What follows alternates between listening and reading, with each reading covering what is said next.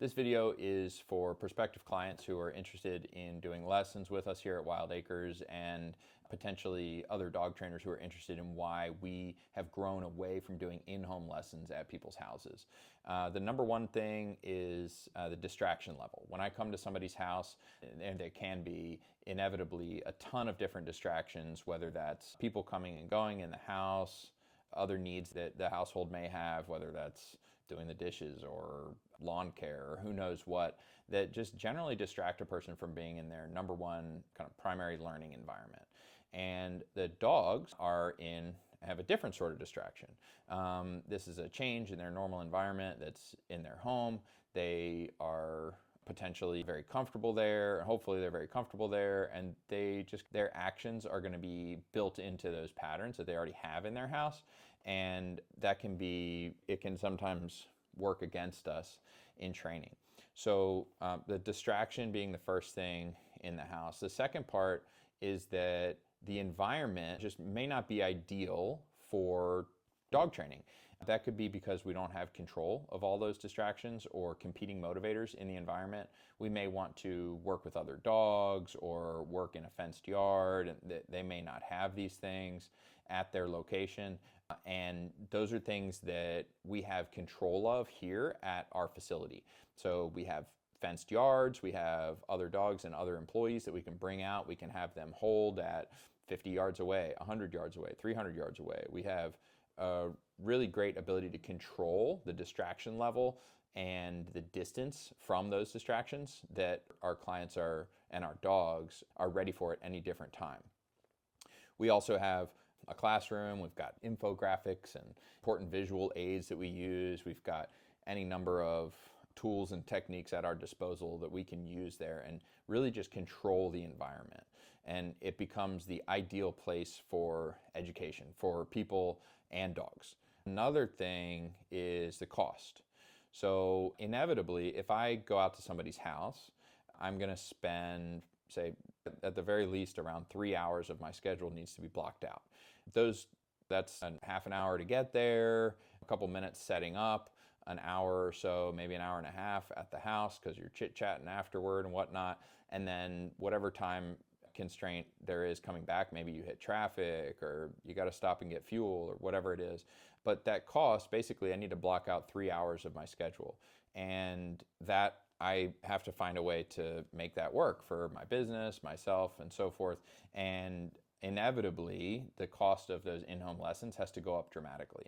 So I may be willing to do it, but I may be willing to do it for the price, but I'm also going to be limiting the amount of people that I can help on that particular day in a very real way. And to charge a client the cost of 2 private lessons or something like that, and it still doesn't stretch to cover the full 3 hours that I could see 3 clients in a row here at the facility. Another part is that what I've seen is in handling skills are the primary issue, right? So even if your dog has a myriad of behavioral problems that they're exhibiting in the home, it all comes down to your ability to interact with your dog in a clear manner. So whether that happens in the house, in your kitchen, or at our facility, in the training classroom, or out on the street, or in a park somewhere, it doesn't matter. Clear communication is pervasive across the board. And if we bring the dogs into an environment that they're primed and ready to learn, we've done multiple lessons here, the dog is on point, they know when they get here, they're ready to train, and the same thing with the handler.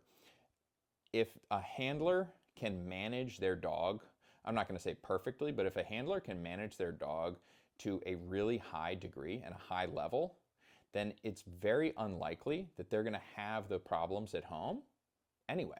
So we can present the dog with a myriad of distractions here at the facility, and we can know if the handler and the dog are prepared for them.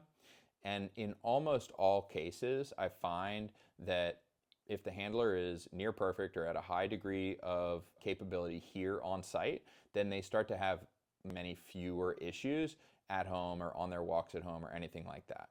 The handlers that have a really hard time here that also are having a hard time at home, they're not necessarily going to benefit from us coming out to the house and trying to work with them at the house in any different, real, measurable way than they would achieve success if they were here.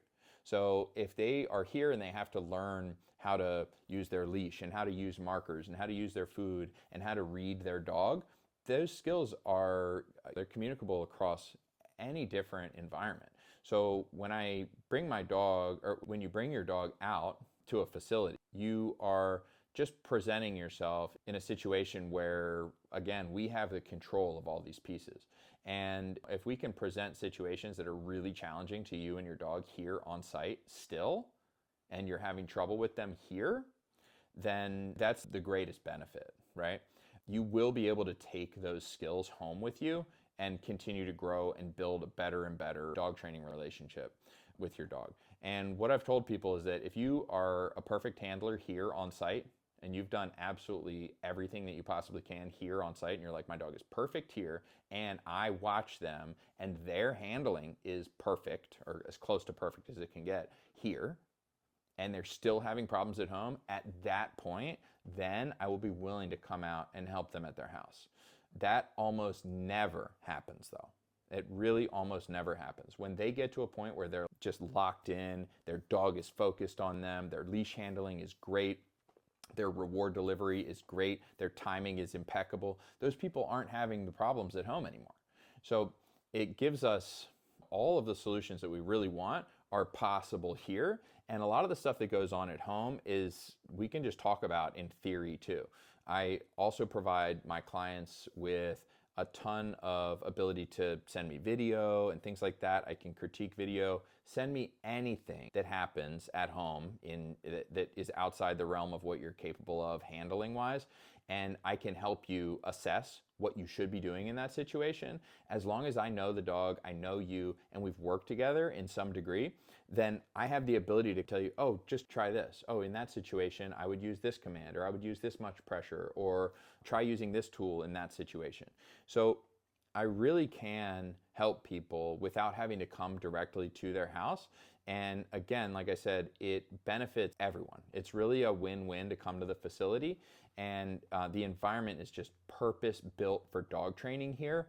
And that's what I want people to see. I want them to see how good it can be and how successful they can be when they set up the situation properly.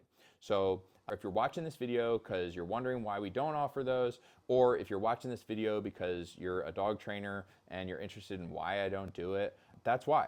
And I'd love for you to continue to reach out with any questions that you have about it. And in addition, please subscribe and keep checking back for more videos on dog training business, and we'll keep learning together. Peace.